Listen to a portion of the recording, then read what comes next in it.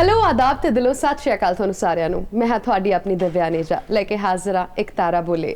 ਇਸ ਪ੍ਰੋਗਰਾਮ ਦੇ ਰਾਹੀਂ ਮੈਂ ਤੁਹਾਡੀ ਮੁਲਾਕਾਤ ਤੱਕ ਕਰਾਉਣੀ ਆ ਤੁਹਾਡੇ ਆਪਣੇ ਚਹੇਤੇ ਤਾਰੇ ਤੇ ਸਿਤਾਰਿਆਂ ਦੇ ਨਾਲ। ਲੇਕਿਨ ਅੱਜ ਜੋ ਤਾਰਾ ਤੇ ਸਿਤਾਰਾ ਤੁਹਾਡੇ ਨਾਲ ਮੌਜੂਦ ਹੈਗਾ ਆ ਉਹਨਾਂ ਦੀ ਤਾਰੀਫ ਦੇ ਵਿੱਚ ਮੈਂ ਕੀ ਕਹਾਂ, ਮਤਲਬ ਕੁੜੀਆਂ ਦੇ ਤਾਂ ਫੇਵਰੇਟ ਹੈਗੇ ਹੀ ਨੇ, ਬਟ ਜਿੰਨੇ ਉਹ ਮੁੰਡਿਆਂ ਦੇ ਫੇਵਰੇਟ ਨੇ ਉਹਨਾਂ ਦੇ ਪਿੱਛੇ ਮੈਂ ਜਿਹੜੇ ਮੁੰਡੇ ਭੱਜਦੇ ਦੇਖੇ ਆ ਉਹ ਕੁਛ ਡਿਫਰੈਂਟ ਹੀ ਲੈਵਲ ਦਾ ਪਿਆਰ ਹੈਗਾ ਆ। ਸੋ ਮੈਂ ਇੰਟਰੋਡਕਸ਼ਨ ਦੇ ਵਿੱਚ ਟਾਈਮ ਨਹੀਂ ਵੇਸਟ ਕਰਾਂਗੀ।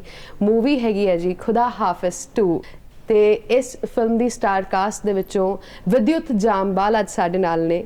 बहुत बहुत स्वागत है। सत श्री अकाल। सत श्री अकाल। विदित, सबसे पहले तो बहुत लंबा इंतज़ार करवाया आपने, मतलब, और मैंने सुना था इंतज़ार का फल मीठा होता है। अब आपसे बात करने का मौका मिला है तो वाकई में ही लग रहा है कि इंतज़ार का फल मीठा है। Thank you. विदित, फिल्म का जो ट्रेलर है ना, कुछ फिल्म के ट्रेलर देख के ना हमें ऐसी फीलिंग आती है कि नहीं यार ये फिल्म ठीक है, अगर देख ली तो भी ठीक है, नहीं देखी तो भी ठीक है। लेकिन कुछ फिल्म्स के ट्रेलर ऐसे होते हैं जिसको देखने के बाद मन करता है कि ओ गॉड फिल्म में क्या होगा, कब रिलीज़ होगी। तो ये कुछ ऐसा ही ट्रेलर देखने को मिला खुदा हाफिज़ 2 का। इसमें आपका एक्टिंग के अलावा कितना आउटपुट इनपुट रहा इस फिल्म के, कंट्रीब्यूशन कितना रहा एक्टिंग के अलावा? जी, एज एन मैं कई फिल्मों में एक्शन डायरेक्ट करता हूँ, बट ये पहली बार है जहाँ पे मैंने ऑफिशियली एक्शन डायरेक्ट किया है और मेरे पर बहुत बड़ी जिम्मेदारी थी, क्योंकि मैं जब भी फिल्में करता हूँ मुझे लोग बोलते हैं कि इस बार क्या अलग करेंगे आप। राइट।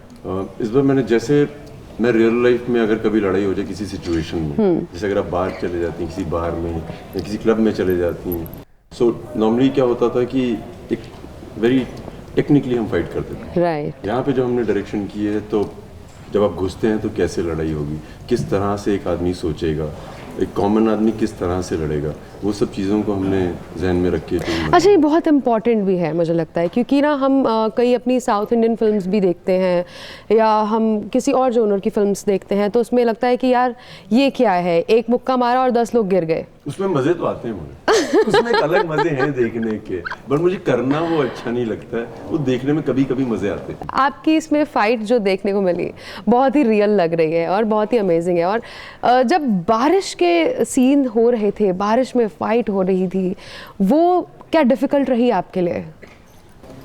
अगर कोई और एक्टर होता तो वो ये बोलता कि हाँ बहुत मुश्किल था, बट बहुत मज़े आए। Really? मतलब बारिशों में लड़ने के एक अलग मज़े हैं। आई थिंक एक एक्टर होने का सबसे जो मुझे मज़े आते हैं जिस चीज़ के, वो ये है कि अलग अलग सिचुएशन में मैं वो सब कर सकता हूँ जो किया नहीं है, या फिर उसको रेप्लिकेट करता हूँ। मैं बचपन से ही लड़ने का शौक था और दोस्त भी वैसे ही रहे हैं हमारे। मैं दक्षिणी में पढ़ता था जी, चंडीगढ़ से थोड़ा ऊपर है, सोलन में। राइट। सो अपने तो सब दोस्तों को लड़ने का ही शौक था, और जब मैं फिल्मों में आया और मैं एक्टर बना तो वो सब खत्म हो जाता है। राइट। अब वो सब फिल्मों में करने में बहुत मजे आते हैं। I like to do all of this. मतलब सच में कई बार ऐसा लगता है ना कि हम जो सपने देख रहे हैं, आई डोंट नो वो पूरे होंगे या नहीं होंगे। आपने यही सपना देखा था शुरू से कि मैं एक्टर ही बनूंगा, एक्टिंग ही करनी है? नहीं, मैं ट्रेन फाइटर हूँ। मैं बचपन में प्रोफेशनली रिंग में फाइट करता था। राइट। और अपनी ज़िंदगी के पहले हिस्से में यही किया, और उसके अलावा आता नहीं था कुछ, but because I am trained मुझे लगता था कि एक सिनेमा अच्छी जगह है। देन एक्टिंग में कैसे स्विच किया? ये वो बहुत है, पहले मैं फौज में जाना चाहता था, एनडीए में वो हुआ नहीं, फिर मैंने सोचा कि मर्चेंट नेवी जाया जाए। Right. फिर वो भी थोड़ी मुश्किल हो गई। ऐसे करके बहुत करियर्स सोचे, चूज किए, कुछ हुआ नहीं। बट एक चीज़ मैंने नहीं छोड़ी थी, आई वॉज ऑलवेज ट्रेनिंग। मतलब मैं कुछ भी करूँ अपनी प्रैक्टिस करता रहता था एज ए प्रॉपर एथलीट, और आई थिंक वही काम आया है, जो भी किया उसी की वजह से हुआ। मतलब सबसे पहला ऐसा कौन सा शख्स था जिसको लगा कि हाँ आप एक्टर बन सकते हैं, आपको एक्टिंग करनी चाहिए? सबकी गलत फहमी की असली बीमारी माँ से आती है। आय हाय। मम्मियाँ जो होती है ना, तुम गुड लुकिंग हो मॉडलिंग कर लो, तुम गुड लुकिंग हो ये हो। मैं आज भी फैंस को मिलता हूँ, उनके छोटे छोटे बच्चे होते हैं, कहते हैं ये देखो इसको मॉडल बना दो। सो आई थिंक माँ को बहुत श्रेय जाता है हर इंसान की। एंड उसके अलावा अपने आसपास आप लोगों को रखते हैं जो दोस्त हैं, जिनको लगता है कि आप में वो पोटेंशियल है। दुनिया को दिखे ना दिखे, वो एक दो दोस्त होने ज़रूरी हैं जिनको लगता है कि भाई तू कर लेगा, तेरे में है वो बात। आई थिंक वहीं से हुआ। मतलब कभी ऐसा हुआ कि मम्मी पापा की तरफ से कोई टिप मिली हो कि बेटा देखो पॉपुलर हो जाओगे, स्टार बन जाओगे, लेकिन इस चीज़ को मत भूलना? पेरेंट्स टिप्स देते नहीं हैं, मुझे नहीं लगता कि पेरेंट्स टिप्स देते हैं। आप अपने पेरेंट्स को देखते हैं, अपने आसपास के एनवायरनमेंट को देखते हैं और आपको लग जाता है कि ये सही है, ये नहीं है। सो मुझे इस समय तो दिमाग में नहीं है कि उन्होंने क्या टिप दी है और सोच में नहीं आ रहा है। बट कई लोग हैं जिनकी आप बातें देखते हैं, सुनते हैं, उससे आप इम्प्रेस हो जाते हैं, इन्फ्लुएंस हो जाते हैं। आई थिंक उन सब का एक मिश्रण है दिमाग में। सुपरस्टार बनना ज़्यादा इम्पोर्टेंट है या एक्टर बनना ज़्यादा इम्पोर्टेंट है?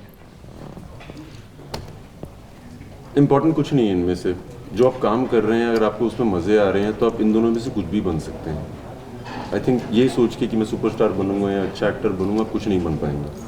आई थिंक जो आप कर रहे हैं पूरी 100% दीजिए और आप जो भी बनेंगे उसमें आप नंबर 1 हो जाएंगे। खुदा हाफिज़ 2 की मैं एक बार फिर से बात करना चाहूँगी। कितना टाइम लग गया टोटल शूट में, डबिंग में और अब थिएटर्स तक लाने में इस फिल्म को कितना समय लग गया? ज़्यादा तो नहीं लगा। मैंने खुदा हाफिज़ रिलीज़ हुई थी, उसके बाद मैंने फिल्म ख़त्म की थी सनक। उसके बाद हमने खुदा हाफिज़ 2 में शुरू कर दिया था काम। थोड़ा लंबा प्रोसेस था क्योंकि एक जर्नी थी एक कॉमन मैन की बाहुबली बनने में।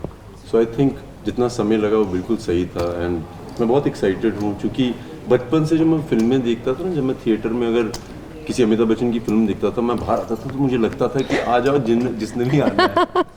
और फिर कभी कभी हम घर पे जैकी चैन की फिल्में देखते थे तो लगता था कि सबको मैं ख़त्म कर दूँगा। इस बार जब खुदा हाफिज़ दूसरी हमने जब प्रोड्यूस की, सो एज अ प्रोड्यूसर भी मेरी जिम्मेदारी थी कि ऐसी तो फिल्म बननी चाहिए कि थिएटर से लड़के बाहर आए तो उनको लगे कि कुछ भी कर लेंगे। वही बनी है फिल्म। एक्शन तो खुदा हाफिज़ में भी देखा था और एक स्टोरी किडनैप हुई या आपकी वाइफ अलग हो गई, हमने वो भी देखा। इस चैप्टर 2 में हमें क्या डिफरेंस देखने को मिलेगा? बहुत डिफरेंट है।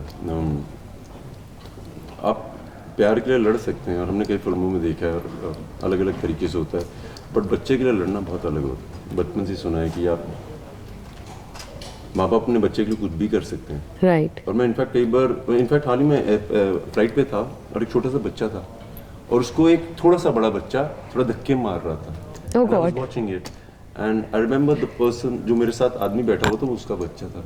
जिस तरह से वो गुस्सा हुआ ना दूसरे बच्चे पे, मुझे यकीन हो गया माँ बाप सच कहते हैं कि बच्चे को कुछ नहीं होना चाहिए। इसमें ये डिफरेंट है। आप एक प्रेमिका के लिए या you not doing it for love और फॉर लवर, आप एक बच्चे के लिए लड़ रहे हैं, उसमें एक अलग पागलपन होता है। विदित फिल्म तो आपकी हिट रहती ही हैं, आपके किरदार हिट रहते हैं। इस फिल्म में जो गाने होने वाले हैं, म्यूज़िक जो है वो कैसा है? क्योंकि अभी तक जितने भी सॉन्ग्स आए हैं हमने सुने हैं, इतने खूबसूरती के साथ बनाए हुए हैं, लेकिन आपके क्या मायने हैं इस फिल्म के जो म्यूज़िक है उनके साथ, किस तरह से जुड़े हुए हैं आप? पहली फिल्म थी उसका जान मन गए गाना जब हिट हुआ था जी। जब हम सेकंड पार्ट शूट कर रहे थे, मैंने फारूक को बोला यार सारे चलने चाहिए गाने, लाइक ऐसा नहीं कि जान बन गए बहुत अच्छा है अब एक और जान बन गए दे देंगे। राइट। एंड मैं वादे से आपको मैं गारंटी दे रहा हूँ कि हर गाना बहुत अच्छा है, हर पे काम किया है।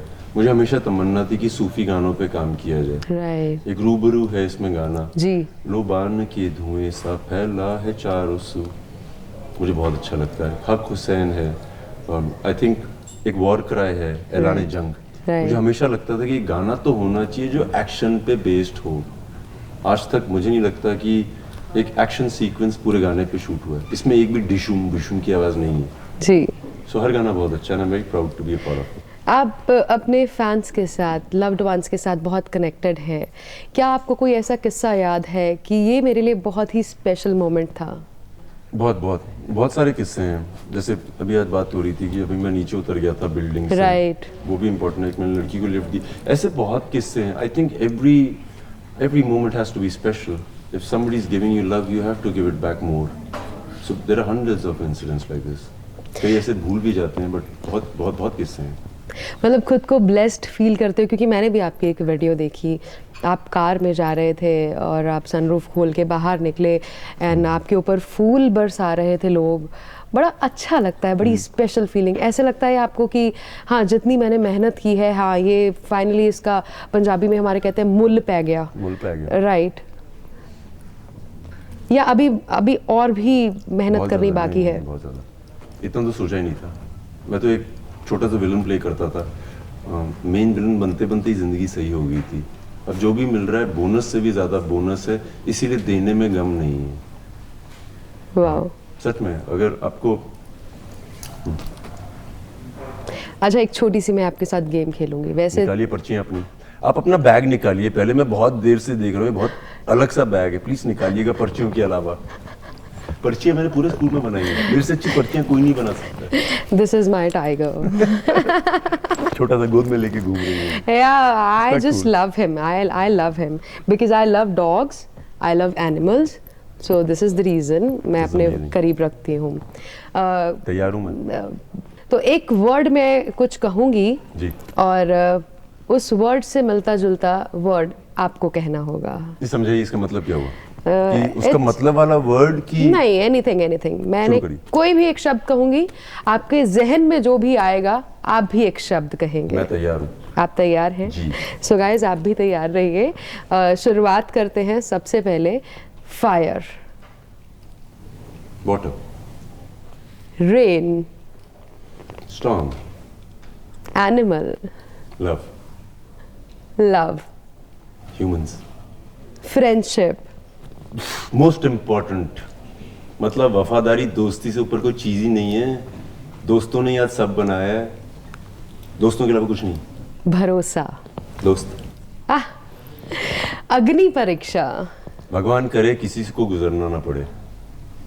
और आपका चैप्टर 2 क्या होने वाला है? ऊपर वाला जानता है। बड़े ही मुझे ऐसे लगा जैसे आपने पहले से ही तैयारी की थी या प्रैक्टिस करके आए थे यार, सच्चाई को इतनी जल्दी सोचने की जल्दी। जरूरत नहीं पड़ती है। ओ गॉड। आने वाले समय में कौन कौन से प्रोजेक्ट्स आपके आने वाले हैं? आपके फैंस जानना चाहते हैं क्योंकि आपको स्क्रीन पे देखना हम सबके लिए एक ट्रीट होती है। Thank you. या सो आने वाले कौन कौन से प्रोजेक्ट्स आपके होने वाले हैं? अभी एक फिल्म आने वाली है IB-71, हिंदुस्तान की पहली सीक्रेट सर्विस पे फिल्म होगी। ओके। मैं कई बार लोगों को मिलता हूँ इंडिया के बाहर भी, उनको पता है कि FBI क्या है, ISIS क्या है, मोजार्ट क्या है, मगर उनको इंडिया की सीक्रेट सर्विस का नाम नहीं पता है। वो है इंटेलिजेंस ब्यूरो। हिंदुस्तान की पहली फिल्म होगी जो मैं प्रोड्यूस कर रहा हूँ, एक्ट भी कर रहा हूँ। उसके बाद एक फिल्म है क्रैक सन की, उस टाइप। आदित्य दत्त ने डायरेक्टर, जिन्होंने कमांडो 3 बनाई थी, वो है। उसके अलावा एक बायोपिक है जो मैं कर रहा हूँ।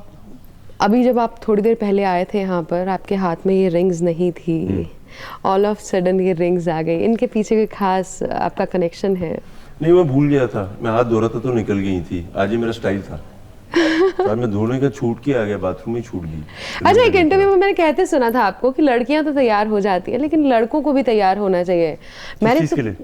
कहीं पे भी जाते हैं हम, पार्टी हाँ, पे हाँ, जाते I agree, हैं, सच में, राइट? हाँ। लेकिन well done, thank you for listening to this. मैं हर लड़के को बोलना चाहता हूँ, वही बात है ना। जी जी जी। कि मैं जब अक्सर पार्टीज में जाता हूँ, बॉम्बे में भी, मैं लड़कियों को देखता हूँ, सब तैयार होके आती हैं प्रॉपर, और लड़के आ जाते हैं जीन्स और एक टी शर्ट और zero effort. I sincerely feel that main should make an effort out of respect for women, क्योंकि लड़कियां मेहनत करती हैं, तुम भी तो करो। बट विदित ये चीज़ माननी पड़ेगी और मैं लड़कों की तरफ से बोलना चाहती हूँ, हम लड़कियों के पास बहुत से ऑप्शंस होते हैं, salwar kameez, sari, lehenga, gown and all, one piece dresses. लड़कों के पास घूम फिर के एक जीन और पैंट और शर्ट ही तो होती है। एफर्ट की बात कर रहा हूँ मैं सिर्फ एफर्ट की बात कर रहा हूँ। एफर्ट दिखना चाहिए। I seriously mean it that if women make an effort, main should also. और दिख जाता है, आप सिर्फ एफर्ट करें, दिख जाएगा। अच्छा, एक चीज़ और आपके फैंस ज़रूर पूछना चाहते हैं कि जब विद्युत प्यार में पड़ेंगे तो किस तरह की वो लड़की होगी, वो कैसी लड़की होगी? ये जिनके तरफ से सवाल पूछ रहे हैं, आप सबको पता है, सो ये गलत सवाल है। आपको पता है जब प्यार करता हूँ तो कैसे करता हूँ और कैसे कर रहा हूँ। आय हाय, घुमा करना, पॉलिटिक्स खेलना ना। अभी तो आपने बोला सारी बातें सही बोली, तो सच ये भी बोल रहा हूँ। सच तो है लेकिन पॉलिटिशियन भी है आपके अंदर। बिल्कुल भी नहीं, ये सच्चाई है। मैं बोलता हूँ, अगर ये फैंस सवाल पूछ रहे हैं वो तो सब जानते हैं। आहा। चलिए, जाते जाते एक फैंस को मैसेज जरूर दे दीजिए, क्योंकि आपके चाहने वाले आपके मैसेजेस का, आपके प्यार भरे शब्दों का इंतज़ार ज़रूर करते हैं, और ख़ास तौर पे उनके लिए मैसेज दीजिएगा जिनके बच्चे हैं। खुदा हाफिज अग्नि परीक्षा ज़रूर देखिएगा, जिनके बच्चे हैं वो भी, क्योंकि आपको रियलाइज़ होगा कि इससे बड़ा कुछ है नहीं अपने बच्चों से। एंड मैं जानता हूँ, सब जानते हैं, but you will enjoy the process of cinema and you will enjoy एक अग्नि परीक्षा से कैसे कपल गुजरता है। किसी और की जर्नी भी देखिए, समझ जाएंगे। So nice of you. I know कि आप बहुत टायर्ड हैं, बिल्कुल बहुत नहीं, fresh थके हुए हैं। पूरा दिन से इंटरव्यूज का दौर जारी था, लेकिन फिर भी आपने हमें बहुत समय दिया अपना। मैं 10 घंटे ट्रेन करता हूँ, मैं एक्टिंग कर रहा था, मैं थका हुआ हूँ। रियली? हाँ, इससे कौन सा थक सकते हैं? पूरी जिंदगी वेट किया है इसका। बस यही एटीट्यूड रखिए अपना ज़िंदगी में और हमें इसी तरह से पसंद आते रहिए और सबके दिलों पर यूं ही छाते रहिए। Thank बहुत you. बहुत शुक्रिया। Thank you, well done. इसी के साथ फिलहाल हमें दीजिए इजाज़त और आप जुड़े रहें MH1 के साथ। नमस्कार।